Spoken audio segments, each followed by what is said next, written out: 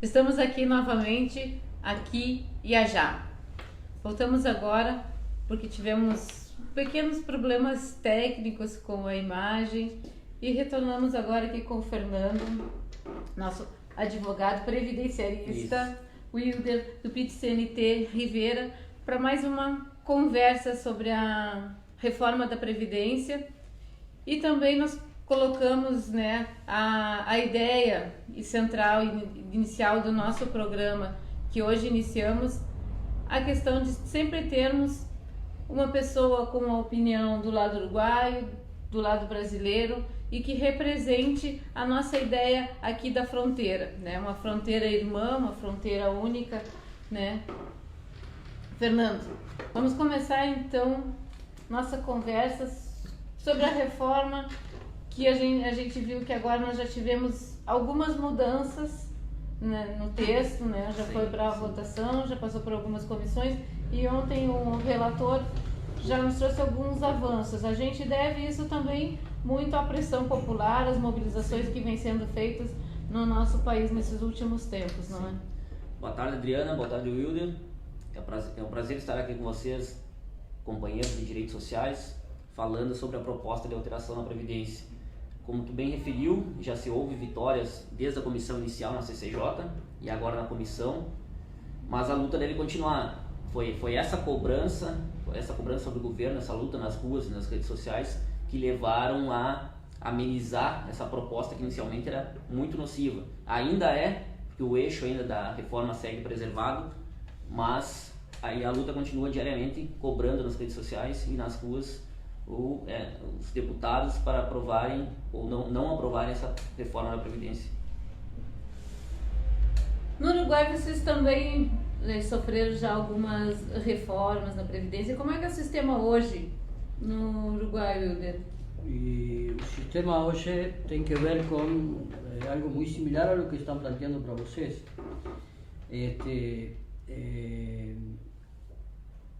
Desde el año 1996 que se modificó la ley, se plantea el hecho de que íbamos a ir a una capitalización privada de las jubilaciones, de las previdencias. Eso nos llevó a dar una lucha importante, pero perdimos en la pelea, perdimos y se implantó el régimen de capitalización individual, cuando nosotros lo que estábamos planteando era un intergeneracional y solidario para todos los trabajadores. Pero es algo que está planteado, lo conversábamos ayer, ¿verdad? O sea, esto es un mandato del Fondo Monetario Internacional, en los que incluyen a Brasil y Argentina, porque realmente es importante el monto económico que pueden manejar los bancos con la población que tiene Brasil, ¿verdad? Casi 200 millones de habitantes, más de 200 millones de habitantes, ¿verdad? Es un montón enorme de dinero que iría a sus manos, y con una seguridad total, porque cuando tú depositas el dinero, ya ellos ya se quedan con su cuota aparte por administrar esse dinheiro. Quer dizer que hoje no Uruguai já não se tem o sistema solidário, que o nosso sistema previdenciário hoje é solidário, né, Fernando? Sim, é o sistema de repartição que vigora atualmente e que seguirá vigorando por hora, porque a capitalização já não passou nessa comissão especial aí, que era a parte em que haveria alterações ao texto da reforma. Então segue vigorando o sistema de repartição, onde há contribuições dos empregadores, dos patrões, na classe patronal, e do governo. Sim, e hoje, né, nesse sistema solidário, nós, quem está trabalhando, quem está na ativa, está contribuindo para aqueles que estão aposentados. Está custeando o sistema. Ajuda a custear o sistema. Sim. Isso pode significar também que esse alto índice de desemprego que nós temos hoje no nosso país pode ser uma das formas que prejudica a nossa previdência, né? Porque quanto menos gente trabalhando, menos gente contribuindo para o sistema. Sim. quanto mais informalidade, menos contribuições. Embora o sistema não seja deficitário. Como bem aponta, os auditores da Receita apontam. Como ele falou que teve alteração lá atrás em 96, aqui também na década de 90 foi criada a tal da DRU, lá com o Fernando Henrique, Desvinculação das Receitas da União, que até o impeachment da Dilma era 20%. Tudo que entrava da Previdência, 20% era retirado e colocado em outras coisas, que não sabemos aonde. Quando entrou o Temer, ele aumentou de 20% para 30%. Então, se fosse o dinheiro da Previdência para a Previdência, não há buraco nenhum. Não existiria o déficit chamado rombo O que eles fazem? Eles querem unificar os caixas, regime próprio, militares e regime geral, para dizer que tem déficit. Mas o regime geral não tem déficit. Não existe déficit no regime geral. Sim. Então, mais uma vez, o governo tenta iludir a população dizendo que vai fazer uma economia de 1 bilhão e 300 milhões em 10 anos, que a gente sabe que isso não vai acontecer. Com o sistema de capitalização não aconteceria, ia gerar mais empobrecimento tanto da população como do Estado. Mas é aquilo que acontece, a saúde não funciona, o SUS, tu te força a fazer um plano de saúde, uma Unimed para o teu filho. A educação tem greve, tu trabalha o dia inteiro, tu e teu esposo, te força a juntar um dinheirinho para colocar o filho num colégio particular. Então a mensagem que causa uma desconfiança legítima na população é que a pessoa não vai se aposentar pelo sistema público e forçaria ela a buscar um sistema privado de aposentadoria. É aquela velha prática, né, do sucateamento para privatizar. Sim, isso mesmo. Isso a gente vê, é uma prática corrente, né? Sim. E no Uruguai isso não é muito diferente, não, Wilder? É bastante similar la situación. Y antes de iniciar con la previdencia, la cuestión de hacer menospreciar las instituciones del Estado para después venderlas, o sea, en la década del 90 nosotros lo tuvimos. O sea, era de uso corriente ver cómo menospreciaban las empresas del Estado para después poderlas vender a um preço irrisório. Eles causam uma desconfiança legítima sobre o sistema. Eu tenho clientes que chegam, faz 6 meses que eu não contribuo mais, não vou utilizar mesmo. Então é menos contribuições num país continental, quantas pessoas não pensam nesse sentido aí? Sim, porque hoje se tu for com essa reforma que estava proposta aí, as pessoas começam a pensar, bom, eu vou contribuir e não vou conseguir usufruir, porque quando eu tiver a idade para poder usufruir, eu já não tenho mais como usufruir. Então eu não vou contribuir. Sim. E isso aí vai cada vez gerando mais informalidade. Ela guarda aquele dinheiro pela subsistência, pelo dia a dia. Né?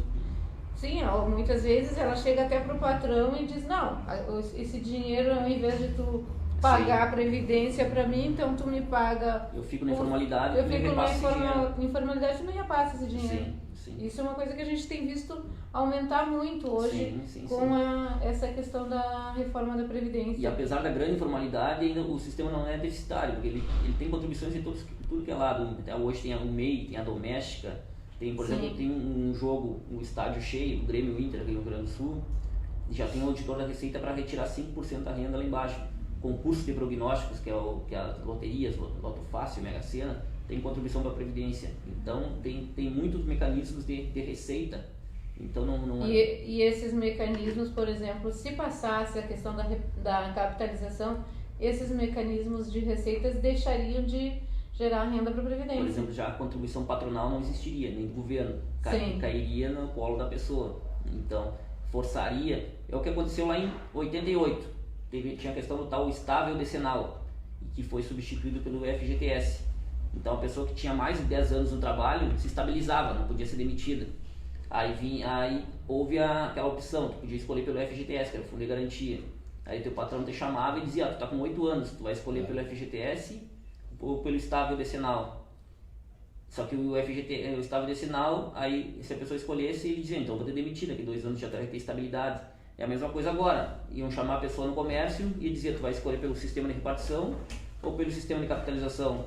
O patrão forçaria, não, se tu vai escolher pelo repartição, que eu vou ter que contribuir, eu vou contratar outro pela capitalização que não tenha o aporte do empregador. Sim. E forçaria a pessoa a aceitar pelo capitalização ali, que geraria lá no futuro benefícios bem abaixo do mínimo. Bem abaixo do mínimo, como nós vimos já acontecer, né, Wilder, em vários países. Sí, en realidad son 30 los países que adhirieron a este sistema de jubilaciones a nivel mundial, de los cuales ya hay 18 que están retrocediendo. Muchos de ellos ya reestatizaron todo, porque vieron de que era totalmente nefasto para la población este régimen. Y es increíble que cuando ya se vienen dando vuelta, volviendo a estatizar el sistema, nos planteen estas cosas como le plantean a Brasil, como nos están planteando a nosotros en Uruguay, subir el tope jubilatorio a 65 años. Es una pelea enorme que vamos a tener. Lo están planteando de forma gradual, o sea que cada 2 años va a subir 1 año hasta que lleguemos a los 65. Una transición. Exacto, pero es inviable, no se puede trabajar hasta los 65 años. Ayer en esta conversación que teníamos sobre la previdencia social, había una discusión sobre quiénes son los trabajadores que pueden soportar 65 años trabajando. Nosotros lo tuvimos allá en Uruguay. Teníamos compañeros que decían, bueno, pero capaz que en la oficina 65 años puedo trabajar. El albañil, el pedrero para ustedes, no puede trabajar hasta los 65 años trepado en un andamio, con un desgaste físico muy importante. Y yo diría, porque no tengo el atrevimiento de aconsejar, pero diría que revieran esa discusión. No puede ser, no se puede trabajar hasta los 65 años. Si nos remitimos a los dichos de Marx, o sea, la tecnología es una fabricación que la hacen los trabajadores y la hacemos para el beneficio de la sociedad, del colectivo de los seres humanos, no a beneficio del capital. No puede ser que porque aparezca más tecnología tengamos que trabajar más años. Ahí está también la cuestión de la expectativa de vida. O sea, la expectativa de vida antes era 70 años. Hoy a nosotros nos dan una expectativa de vida en Uruguay de 120 años. Entonces, cuando vos te jubilás, te dividen de los 65 años que te jubilás hasta los 120 años. Ahí todo tu capital se distribuye en esa cantidad de años. Cuando en realidad, seamos honestos, ¿quién tiene la suerte de poder llegar a los 120 años en un estado de salud que uno pueda considerarlo legítimo para poder disfrutar y vivir la vida? En realidad, de los 60 hasta los 80 uno puede tener un nivel de vida decoroso. Pero son pocas las personas que realmente pueden superar los 80 años de edad. Pero estos atorrantes, estos vivos, lo dejan para poder dividir, para no vaya a ser que algún día se nos ocurra a toda la sociedad vivir hasta los 120 años. O sea, que aparezca una cuestión que solucione nuestro problema biológico y podamos vivir 120 años. Adriana, fica incompatível, como diz o companheiro, pela natureza das moléstias que vão surgindo com a idade e pela política de empregabilidade também. Sim. Quem fica demitido com 55 anos não consegue competir no mercado de trabalho com um jovem de 20 e poucos anos que tem uma graduação melhor. Então, por exemplo, que está com 55 anos, trabalhou a vida inteira no trabalho braçal, não vai se readaptar para trabalhar no mercado de trabalho uma atividade compatível com um problema de coluna, alguma coisa que ele não possa fazer mais. Então, não, dificilmente hoje tu consegue entrar. Ficar lijado no mercado de trabalho. Por isso a nossa luta também contra essa questão do tempo de contribuição de 40 anos. Sim. Tu imagina, tu entrar no mercado de trabalho tem que ter 40 anos de contribuição. Para receber para 100%. Poder receber 100%. Entre aspas. 100% da média. Sim, sim. De todos os anos que tu... Então eles querem forçar a pessoa a trabalhar até com 40 anos de contribuição. Tem que ter 40 anos de contribuição. Mas a natureza da pessoa não vai acompanhar isso aí, nem a política, nem a empregabilidade. Então, o que vai forçar ela a ter só 20 no momento de aposentadoria lá, os 65, e receber um salário aquém, salário mínimo. Que não vai suportar os gastos dessa pessoa, com subsistência, remédios no momento que mais precisa, que é a idade avançada. Isso. Não vai conseguir voltar aos aposentos, que é a finalidade da aposentadoria, voltar seus aposentos. Vai ter que seguir fazendo bicos para poder manter uma conta de luz, a alimentação e a própria família ali. Não vai conseguir descansar depois de uma vida de trabalho, vai ter que seguir procurando. A questão da idade mínima, como é que temos uma... O Márcio André Topador. Boa tarde, irmãos da fronteira. E Boa a tarde. Flávia Retamar, um abraço, e a Débora Castro também, que estão nos assistindo. Um abraço à Débora e à Flávia aí também. Márcio. E o Márcio. Seguindo aqui a questão da idade mínima, como agora mudou um pouco agora, Sim. a partir de ontem, né? Sim. A lei atual exige para aposentadoria por idade 65 anos homens, 60 mulheres urbanos e 15 anos de contribuição. Rurais é 60 anos homens, 55 mulheres e 15 anos de comprovação da atividade. Os rurais na proposta teriam que, a partir de agora, recolher R$600. O que caiu por hora nessa comissão saiu parecer na última quinta-feira agora.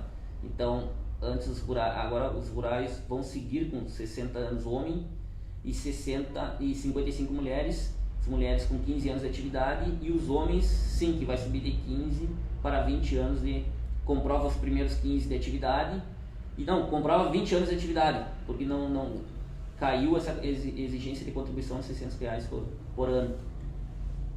E os urbanos, como é que fica assim a contribuição para homens? A idade mínima é 65 anos. Sim.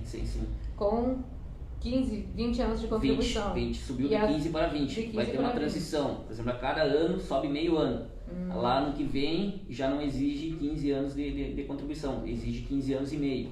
Lá em 2021 seria 16 anos. Até completar essa transição, chegar à permanência lá em 2029 com 20 anos de contribuição. Mas isso lá na frente pode ser alterado também. Tanto isso, o tempo de contribuição quanto a idade, de acordo com a expectativa de sobrevida, que lá em 2024 vai ser, pelo IBGE lança, pode subir essas idades. Vai ser porque isso também é uma questão que é discutida, né, que o governo coloca como privilégio, mas essa questão da expectativa de vida ela já existe, né? Sim. O que eles tem falam também. é a expectativa de sobrevida, que é quanto De tempo a sobrevida, pessoa isso. vai viver após aposentado. Após aposentado. Isso não é privilégio nenhum, não é cortar privilégio nenhum. Eu não vejo privilégio em aumentar essa... Mas isso era uma das coisas que estava na proposta. Sim. Que... E pela cobrança da população nas redes sociais, nas ruas, convenceu o relator, depois das reuniões na comissão mista lá, de não passar essa situação aí. Mas ainda o eixo principal, que é idade mínima, fórmula do cálculo, isso aí, o eixo da reforma ainda se mantém, não sofreram alterações. Esse eixo se manteria. Sim. Eixo... O cálculo, que é muito nocivo, isso, que, por exemplo, uma pessoa aposentada por invalidez, hoje, por exemplo, se ela tem 15 anos de contribuição pelo mínimo, hoje o salário mínimo é 998, e 5 anos pelo teto, que é 5.849, a média dessa pessoa seria R$2.300. Se aposentando por invalidez hoje, recebe essa média. Se aposentada após a proposta, mantendo-se esse cálculo que proposto, já não é retirado os 20% dos menores salários dela no cálculo da média. Então esse 2.300 já cairia para 1.957.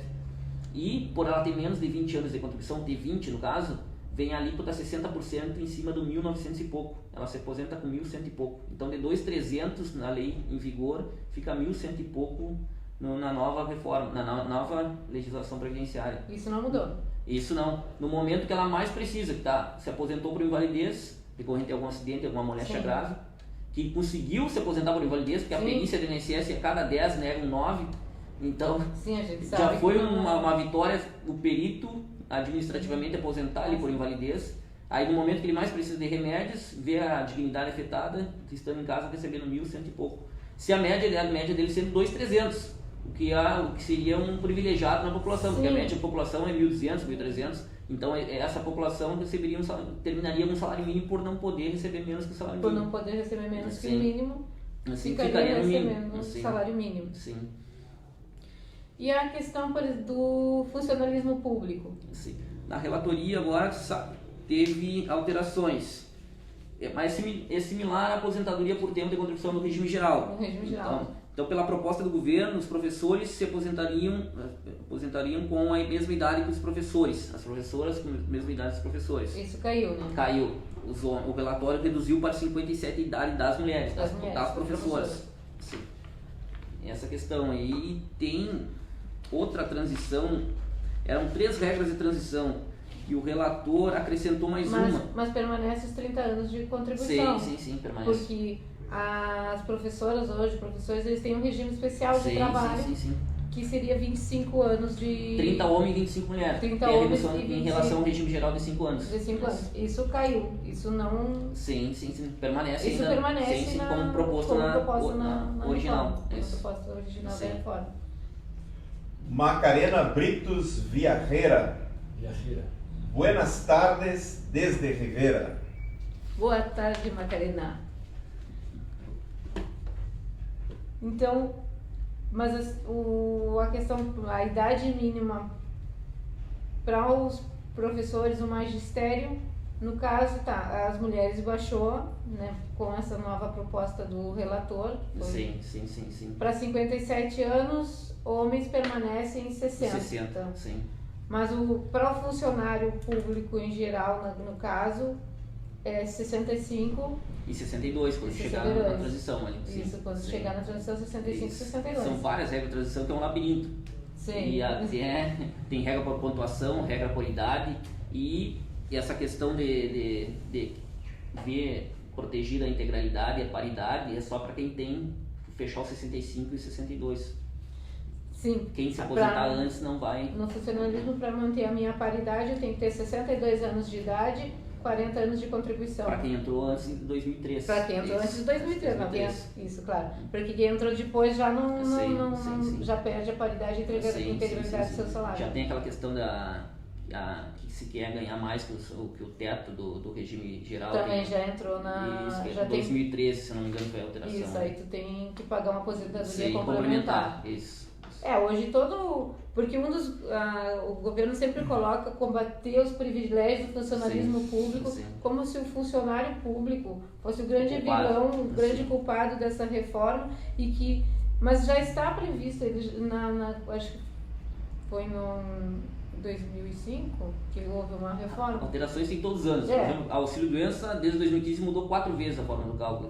Desde então, o funcionário público ele já recebe só o teto da Previdência, o resto ele tem que pagar uma aposentadoria complementar para poder receber. Então não é privilégio, ele está tirando do bolso para... Ele está pagando para receber acima do teto. Para manter aquele padrão de vida que ele tinha, que ele almeja ter quando se aposentar. Ele almeja ter quando se aposentar, que é o mesmo padrão que ele tem hoje. Almeja na carreira. Mas ele paga tem que pagar uma aposentadoria complementar para isso. Quer dizer, que quando se coloca que o funcionalismo público recebe, é privilegiado, isso não existe. Isso já foi alterado lá atrás. Já foi alterado. Pode ter havido privilégios lá antes dessas mudanças, tinha que ser iniciado em 2013. Mas hoje já não existe mais. Quer dizer que essa reforma que eles estão propondo, de privilégios para o trabalhador, nenhum está sendo cortado. Cortar privilégios seria combater os sonegadores, as desvinculações da folha de pagamento, essas coisas todas. Esses não são combatidos com a reforma. O Itaú, JBS, são devedores contumazes da Previdência e ganham isenções seguidas por patrocinarem os deputados e etc. Sabemos bem. Sim. Eliezer. Luiz Carlos Santana, popular Santaninha. Parabéns para as companheiras, a verdade acima de tudo. Lembrando que o pessoal pode mandar sua pergunta, sua dúvida quanto à reforma da Previdência, né? Por esse canal aqui. Wilder, como está hoje funcionando a Previdência no Uruguai? Também tem essa questão de combate aos privilégios, o funcionalismo também é visto como um grande vilão na Previdência? Não. Es interesante, estaba escuchando estas reformas que han habido, no ha sido aplicado a las jubilaciones, o sea, hay un cierto ataque de parte de los legisladores y todo hacia el funcionariado público, porque hace muchos años ganamos una pelea a los trabajadores, y era que dependía del color político que estaba en el gobierno, los trabajadores que entraban. Cambiaba de color político el gobierno echaba a todos esos trabajadores que eran amarillos y él era verde, ponía los verdes. Perdía el verde, ganaba el azul, echaban a los verdes para poner los azules. Entonces, desde hace mucha cantidad de años, hubo que ponerle un límite, un corte a los gobiernos, diciendo que una vez que vos entrabas a trabajar en el Estado, como funcionario del Estado, después de una X cantidad de años, 3, 4 años, quedabas lo que nosotros llamamos presupuestado, quedabas con ese trabajo de por vida. Ellos dicen que es un privilegio eso, que los trabajadores públicos no pueden ser despedidos, y eso no es lo que dice la ley. La ley dice que el trabajador no puede venir, porque cambie de color político el gobierno, no puede venir a despedirte. Sí pueden despedirlo por robo, pueden por mal trabajador, por muy faltador, por un montón de cosas, lo pueden despedir de la misma manera que se despide en la rama privada. Pero sí dicen que eso es un privilegio. Eso dicen que es un privilegio, pero no es así. Pero ya veo que ustedes los han compartimentado de alguna manera, que ya tienen algunos avances en eso. Y la cuestión esta de que me gustaría comentar es cuando nos hicieron la historia de la capitalización privada para la jubilación, nos dijeron de que iba a ser divina. La actualidad, hoy se están jubilando, hoy no, pero hace un año se empezaron a jubilar quienes tenían 40 años en 1996, los que entraron al régimen mixto de la capitalización privada. ¿Saben una cosa? Se jubilan con un tercio menos, con 33% menos que si fueran los trabajadores que estaban en el sistema antiguo de previsión social. Eso es lo que va a suceder. Hubo que dar una batalla que se llamó la batalla de los cincuentones, las personas que tenían 50 años ahora, que estaban en edad de jubilarse y que se iban a jubilar con 33% menos de su salario. Logramos que en una ley especial, porque no abarca todo el mundo, abarcó prácticamente 2 años, se le retribuyera el 20% de lo que faltaba. Aún así quedó un 10% que se perdió. Marcelo Carvalho está aqui parabenizando o programa, dizendo em vivo. Sim, o programa aqui é ao vivo, e por isso que as pessoas podem mandar a sua pergunta, a sua questão sobre a reforma da Previdência, ou para entender a Previdência do Uruguai, né? É isso aí, Marcelo. Fernando, podia nos explicar um pouquinho como é que vai ser feito agora o cálculo, né, para as novas aposentadorias, essa questão das porcentagens, das parcelas, que é do benefício. É uma questão ainda que exige que sigamos cobrando nas ruas e nas redes sociais, porque o cálculo vai reduzir muito o valor dos benefícios. Na verdade, vai unificar o valor dos benefícios. Hoje, a aposentadoria por invalidez, por exemplo, é 100% da média. Sim. O auxílio-doença é 91%, é feito de outra forma o cálculo lá, pego as 12 últimas, e teve várias alterações nos últimos anos. A aposentadoria por idade inicia por 70%. Aí a cada grupo de 12 contribuições vai somando uma porcentagem ali até chegar aos 100%. E a aposentadoria por tempo de contribuição, retirava-se os 20%, e a renda mensal inicial se chegava da média dos 80% maiores contribuições. A renda mensal inicial, primeiro, é um labirinto os cálculos, salário de benefício, renda mensal inicial. Sim, mas assim... E agora vão unificar. Então, se a pessoa tem 20 anos de contribuição, vai iniciar com 60% dessa média. Só que a média já vai sofrer outra perda, porque ela não vai retirar mais 20% dos menores cálculos. Vai ser pego 100% de toda a vida de contribuição da pessoa, desde o plano real, que é julho de 94. Então o salário vai ser, entre aspas, mordido 2 vezes ali. Por isso que, como exemplo da aposentadoria por invalidez, uma pessoa que hoje tem uma média de 2.300, na nova proposta de cálculo, se aprovada, vai acabar se aposentando por invalidez com 1.100 e pouco. Reduz drasticamente. Porque a pessoa vai perder No momento que faz a média, já perde já na média perde inicial. na média e inicial, pegar porque toda a contribuição. desde o início lá da contribuição da sua vida, quando começa a trabalhar, desde a sua primeira contribuição até a última. Desmotiva aquela pessoa que seguiu estudando, trabalhando a vida inteira, tentando melhorar o trabalho. Então lá na frente ela já está num trabalho que paga mais do que aquilo no começo da carreira. Por exemplo, eu com 16 anos trabalhava no supermercado como repositor. Sim. O salário mínimo. Hoje eu consigo contribuir pelo teto, como contribuinte individual. Então na hora que eu me aposentar, vai entrar cara aquele salário meu lá de 2004 vai entrar no cálculo. E não vai ser possível retirar os 20% menores. É isso. Então tu já perde aí, e se tu te aposentar com menos de 40 anos de com menos contribuição, de 40 já anos, vem ali por cima dessa média. Vai perdendo Isso. em cima da média, porque tu não perde em cima do teu salário, tu perde Sim, em cima dessa média Isso. do qual tu já perdeu. Até 99 era o paraíso. A pessoa contribuía a vida inteira pelo salário mínimo. Hilder, não sei se lá tem esse exemplo. A vida inteira pelo salário mínimo. Nos últimos 3 anos, se pagasse pelo teto, se aposentava pelo teto. Até 99 isso. Era o paraíso. Sim. 27 anos trabalhando, contribuindo pelo mínimo, nos 3 últimos anos pelo teto, se aposentava pelo teto. Aí desde então tem esse cálculo, que é a média, e ainda pode piorar com esse novo cálculo. Sim, com esse novo cálculo piora sim. bastante. Tem uma pergunta da Luísa, acho que está nesse sentido também, que é saber quem já é aposentado e ganha um salário mínimo, o que muda? Não muda nada, não altera nada. O que ela poderia buscar é uma revisão, só que revisão nesse momento, eles pensando tudo pelo lado econômico, não vai ter revisão nenhuma. É o que aconteceu com a desaposentação, que tinha mais de 100 mil processos suspensos no Brasil aguardando decisão do STF. E no momento lá o STF decidiu a favor do governo, do INSS. O que era a desaposentação? A pessoa se aposentou e seguiu trabalhando. Sim. Como ela ainda é segurada obrigatória, segue havendo contribuições. Então a pessoa que trabalhou 8 anos mais queria rever, utilizar aqueles 8 anos ali no seu cálculo para melhorar a sua aposentadoria. Só que o governo lá decidiu que é a favor do INSS, que não seria possível essa revisão. Mas as revisões existem mais de 30 tipos, desde, por exemplo, a Constituição de 88, a Lei Previdenciária só veio em 91. Esses 3 anos é chamado buraco negro, que não existia legislação porque já tinha sido comando na Constituição.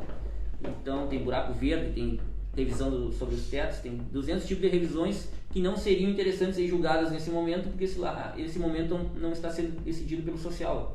Está decidido tudo pelo lado econômico. Wilder. En realidad, a nosotros nos pasaba lo mismo, o sea, aquel que se quisiera jubilar antes con una buena jubilación, el último año de aporte que tenían era con el que se hacía el cálculo de la jubilación. En realidad eso se corrigió después, porque incluso creíamos nosotros que no estaba bien que eso fuera así, que el último año se hiciera, aumentabas el aporte y te jubilabas, no había banco de previsión social que aguantara esos acomodos, ¿no? Hoy por hoy es los 10 últimos años, el cómputo de los 10 últimos años y los 15 mejores años de tu vida productiva.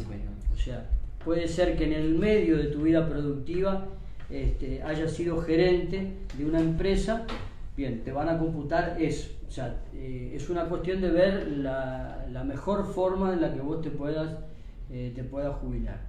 Todo eso fue lucha, ¿no? Eso no estaba en los papeles. Todo eso fue luchas que se fueron logrando.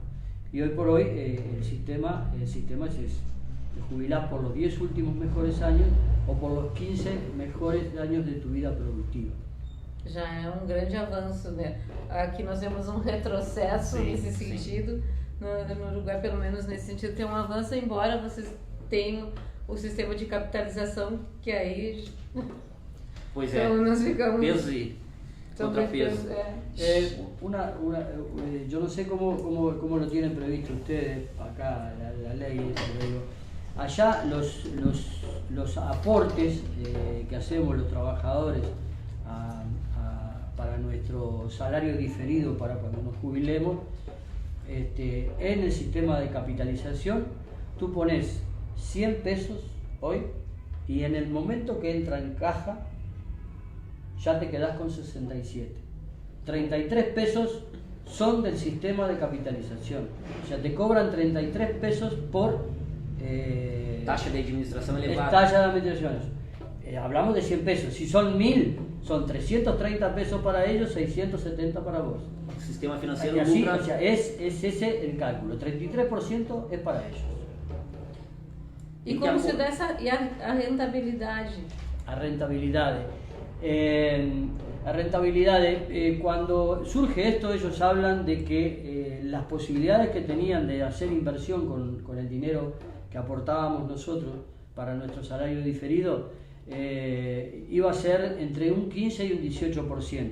Con eso engañaron a muchas personas, porque el Banco de Previsión Estatal no tenía prevista esa matemática.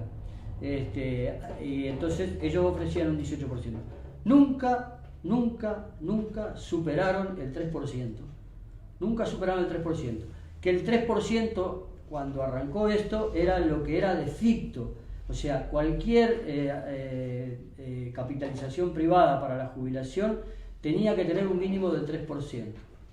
Que fue retirado ese 3% a la nada con estos últimos 3 periodos de gobierno del Frente Amplio. Lo fueron bajando, entonces hoy no tienen obligación de ningún interés ficto para brindártelo, y tampoco aparece interés cuando invierten el dinero.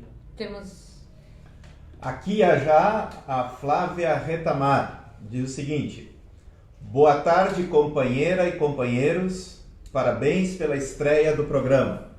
Para nós, as mulheres, um projeto da reforma da Previdência é misógino, nos levando a uma velhice de humilhação e à pobreza. Vai empobrecer os municípios, os prejuízos à nossa economia local não serão nada pequenos. É verdade, Flávio. Essa reforma da Previdência ela será muito prejudicial às mulheres e aos municípios também. Pegando o gancho da Flávia, o valor que vem para o município de fundo de participação municipal é menor do que o valor que entra de valores de pessoas que estão recebendo benefício aqui na cidade. Então, uma pessoa que está aposentada, ela não deixa o dinheiro na poupança, ela consome, todo o dinheiro retorna para o comércio, aqui para o mercadinho. Por exemplo, o rural aposentado, ele segura a família lá um pouco, evita a migração, o êxodo rural, consegue segurar o netinho lá um pouco mais tempo com aquela renda do benefício. Isso, ninguém está tendo poupança, guardando dinheiro, recebendo, está tudo ficando na cidade. No município, né? Sim. A gente sempre faz todas essas formas de...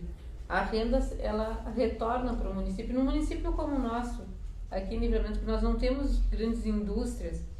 Então, o nosso comércio, ele funciona, ele gira em torno de aposentados. O comércio gira do dia 25, que é o primeiro dia de pagamento dos aposentados, até o final da primeira semana do mês ali. É esse que é o momento. É o grande momento, o ápice, né, do comércio. Lá em junho, porque esse ano já atrasou, parece que vai ser em outubro, que é a primeira parcela. E a segunda lá em dezembro lá. Retomando o que disse o William, um exemplo, tem que ter muito aporte para conseguir retirar alguma coisa boa lá na frente. Lá. Eu tenho uma previdência privada que eu deposito R$350 por mês e vai me render aos 55 anos uma aposentadoria de 800 e poucos reais só. Então eu teria que contribuir bem mais para conseguir tirar alguma coisa lá para poder se aposentar e ficar em casa tranquilo. Que dirá se cair no colo da população, que vai depositar R$50, R$100, que não terá contribuição do Estado nem do empregador. Então tem que ter muito aporte lá para render alguma coisa. Então o rendimento é muito baixo, o que gera empobrecimento da população e do país, porque o consumo vai diminuir exponencialmente. Isso. Sim, e aí como não vai poder se aposentar menos de salário mínimo, e o Estado ainda vai ter que aportar... dizendo que vai garantir, então tem um rombo por dois lados. Na hora que tu faz a capitalização, tu não está ajudando mais o sistema, então o Estado vai estar custeando aqueles milhões que já estão aposentados. E depois lá garantindo lá na frente o mínimo, a diferença para alcançar o mínimo, também vai ter outro rombo no Estado, vai empobrecer ainda mais, vai causar... Se hoje, eles dizem que tem buraco hoje, não tem, aí sim vai causar um buraco, um déficit. Um déficit na Previdência. Sobre a questão... Chegou uma pergunta aqui que diz, e sobre o reajuste no salário mínimo, como vai ser de quem já está aposentado? E teve uma vitória agora que foi quinta-feira com um parecer, pois a proposta original seria assim, a proposta de Bolsonaro eliminava o reajuste das aposentadorias pela inflação, como acontece atualmente. Pela PEC do governo, o cálculo dos reajustes seria definido posteriormente por meio de uma lei complementar, que seria a desconstitucionalização. E o relator decidiu manter a regra como é hoje, com o reajuste dos benefícios pela inflação para que eles não percam seu valor real. Isso. Então foi mais uma pequena vitória por causa das cobranças das ruas e das redes sociais sobre o governo e sobre os deputados. Então a gente vê que esta reforma, na forma como ela está, ela só vem prejudicar os trabalhadores, e beneficiar o mercado financeiro. Sim, hoje quem é o grande beneficiado com essa reforma? É o mercado financeiro, que tanto protege o Guedes hoje. Na verdade já vem sendo, né? Já vem sendo o mercado financeiro, porque hoje a maioria, o dinheiro que é retirado da Previdência da DRU, na sua grande maioria, vai para pagar juros de uma dívida, né? E aos bancos. Outra coisa da nossa fronteira aqui, tu baixa Andradas, não vou dizer nomes para não receber um processo, tu chega numa esquina, tem uma financeira, 2 metros depois tem outra financeira. Sim. Chamam os velhinhos para dentro e muita gente cai nesse empréstimo fácil, pega 5 mil, fica 5 anos pagando, pega 5 mil, paga não sei quanto, pega R$1.000, paga 5 mil, fica com descontos no benefício por grande período. Já chegou gente no escritório recebendo R$82 por mês de tanto empréstimo que tem que é tanto fácil, é um estelionato isso aí que eles fazem. E não só nas financeiras, a gente vê isso acontecer nos bancos e aqui. financeiras. Hoje, o funcionalismo público paga para receber o seu salário, paga o banco, que é do Estado. Tem lucros trilionários. Paga o banco, que é do Estado, né? O maior acionista do Banrisul é o Estado. E a gente paga para receber o nosso salário em dia. O próprio 13º de vocês. A gente paga, a gente financia no banco, vai lá, tu tem que ir lá fazer um financiamento no banco e o Estado paga juros para o Banrisul. Então, no banco oficial. A gente vê que essa economia que é feita hoje que eles querem com a reforma da Previdência, é tudo beneficiando o sistema financeiro. Sim. Quer dizer, para o trabalhador não existe nenhum benefício. Eu não sei se no Uruguai funciona assim. Também, bom, pelo que o Wilder tem nos colocado, funciona mais ou menos da mesma maneira. O governo trabalha para financiar o grande capital e retira sempre quem acaba pagando a conta é o trabalhador. Sí. Antes de contestarte eso, me gustaría el apunte que hace Flavia, ¿verdad? Sobre esta, que es misógina la ley. Y es cierto, Flavia, tiene esa característica. Pero por suerte esto cae en un momento en que las mujeres están al frente de la lucha. Está habiendo una efervescencia o un despertar en la libertad de las mujeres. Flavia, nosotros tenemos un sistema en el directorio del Banco de Previsión Social en la que está integrado por 3 integrantes de los partidos políticos y hay uno de parte de los jubilados, un integrante de parte de los jubilados, uno de parte de los empresarios y uno de parte de los trabajadores. De parte de los trabajadores, Flavia, logramos a través de un impulso que le dio nuestro representante en el directorio armar una cosa que se llama ERT, que es Equipo de Representación de los Trabajadores. Entonces se hacen reuniones todos los meses en Montevideo, donde los delegados departamentales llevamos nuestra inquietud sobre algunas propuestas que hay a nivel departamental. Bien, de ahí fue donde salió que se le va a computar un año a una mujer que tenga un hijo, se le computa un año de jubilación. Si tiene más de un hijo, se le computan 2 años de jubilación. Hemos logrado los 45 días por amamantamiento, que se instalen salas de amamantamiento en los lugares de trabajo, muchas cosas en las que apuntan hacia el derecho de las mujeres. pero muy bien la observación que haces tú, Flavia, con respecto a que esta ley es misógina. Henrique Rique, muito bem, Fernando, concordando com as colocações do Fernando e parabenizando o Fernando pela sua exposição.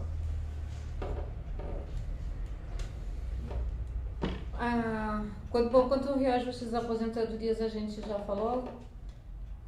Eu quero pontuar, por exemplo, o vale-refeição, ele poderia ser tributado, e agora no parecer não poderá mais. O que significa isso?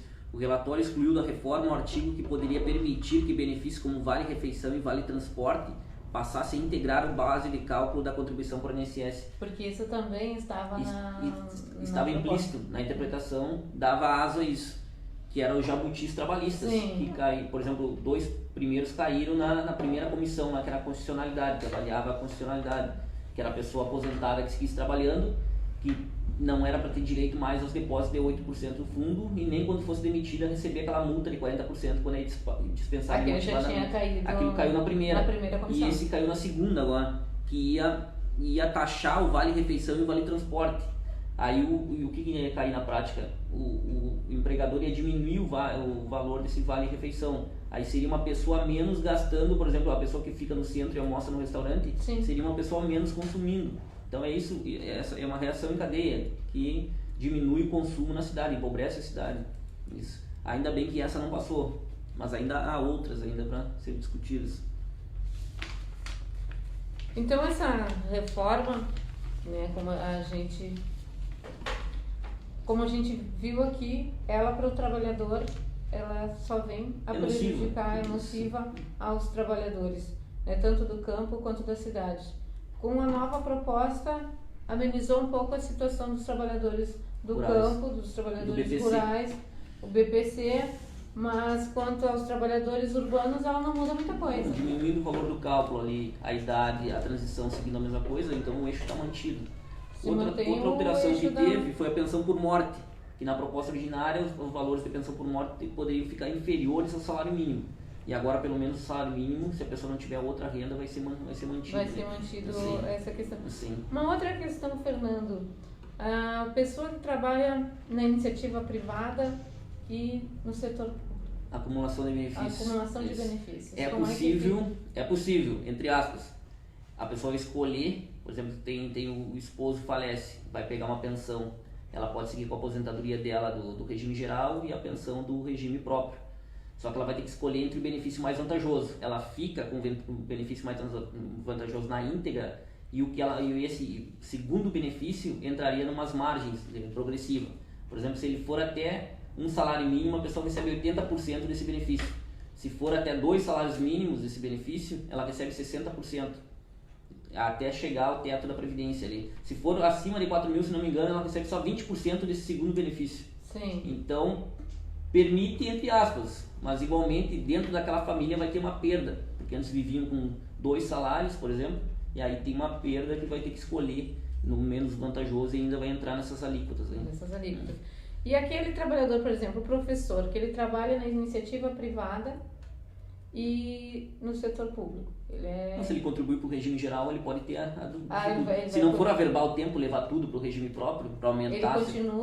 Ele vai poder se aposentar pelos dois regimes. Sim, ele pode seguir contribuindo, aportando no INSS lá, só que vai entrar se aportar menos, vai acabar lá na frente com o salário mínimo. Mas se unificar os regimes? Não, eles estão unificando de idade e tempo. O regime não vai unificar. O regime não. Sim. Então, porque essas são dúvidas, né, que surgem. As pessoas estão sempre perguntando para gente. No Uruguai, como é que funciona assim Del lado uruguayo, en el caso de que haya un fallecimiento de uno de los integrantes del núcleo familiar, depende a qué edad. Si es una mujer y queda viuda, queda sin su compañero. Si tiene 20 años, es muy poco tiempo el que va a recibir la pensión, lo va a recibir por 2 años o algo de eso. Para que realmente la pensión quede en tus manos hasta el resto de tus días, es después de los 50 años. Si no, paulatinamente aumenta de 20, por 2 años, de 30 no me acuerdo por cuánto, así aumenta hasta la edad del integrante que ficou com a quedou. pensão. Aqui essa alteração foi em 2015. Até lá a pensão era vitalícia. Por exemplo, se o homem tinha uma companheira de 30 anos, ela recebia a pensão até o resto da vida. Hoje ela tem taxas. Por exemplo, se a companheira tem 18 anos, ela recebe só até os 21 no máximo. Até os 21 anos é essa a pensão por morte dela. Hoje, para ser vitalício, só se ela tiver mais de 44 anos para receber uma pensão vitalícia. Hoje. Isso. É muito parecido. Sim. Mais de 44 anos. Se ela tiver 43 anos, ela já recebe por 20 anos. Até os 63 ela recebe. E os menores por 18 anos. Não, isso, até os 18 anos. Até o 21 é uma faixa, até o 26 é outra, gradativamente. Assim. 26 anos, se não me engano, recebe por 10 anos só. Se a pessoa, o falecido, deixou uma pensão, a viúva tiver 25 anos, recebe só por 10 anos. Então é isso, acho que nós estamos chegando ao final do nosso programa Aqui e Ajá, né? Esperamos, se você ainda tiver alguma pergunta para fazer, né, pode fazer agora, senão vou passar aqui para o Fernando fazer suas considerações, né, uma saudação, o Wilder também para fazer a sua saudação final aqui ao nosso programa de estreia hoje, dia 15 de junho. Estou aqui a Jai colocando que ontem nós tivemos grandes manifestações em todo o país contra essa reforma da Previdência. Aqui no município nós tivemos durante o dia inteiro manifestações contra esta reforma e parabenizar todo mundo, né, que esteve ontem nessa luta e parece que aos pouquinhos já começa a dar um retorno para frente. Sim. Então, convoco os trabalhadores da fronteira para seguir cobrando os nossos governantes, deputados, nas redes sociais e nas ruas, para não sobrar migalhas. Então, não tem buraco na Previdência, então tem que seguir exigindo esses direitos sociais que foram conquistados com muitas lutas por décadas. Então, seguir em frente cobrando pelas redes sociais e nas ruas.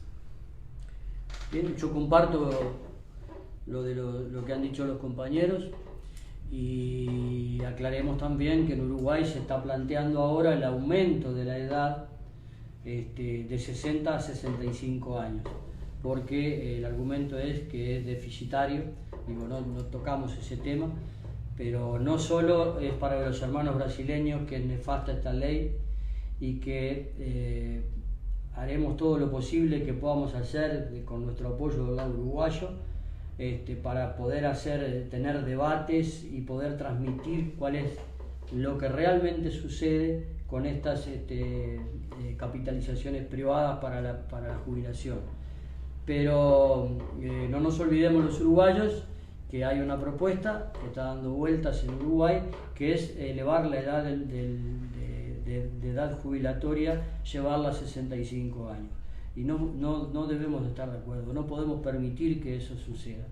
No se puede trabajar hasta que uno se muera. Nosotros tenemos que tener, bastante hacemos con aportar nuestra inteligencia, nuestra capacidad, nuestros brazos, nuestras energías durante un buen periodo de la vida productiva, pero no podemos morirnos trabajando. Y una cosa que hemos hablado, o sea, la cuestión de que debería de ser una jubilación decorosa. Y cuando hablamos de decorosa no es solo tener plata para comprar todos los medicamentos, ni para comer.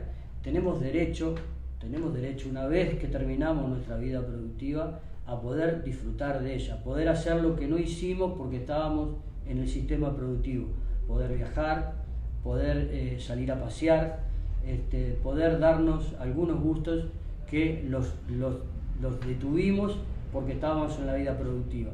Tenemos derecho en este mundo también a vivir ese tipo de cosas que nos haría muy bien y es en el momento en el que más lo disfrutaríamos. Então, aqui e ajá, ou aqui e ajá, um marco na nossa fronteira. Muito obrigada. Hoje, o nosso primeiro programa.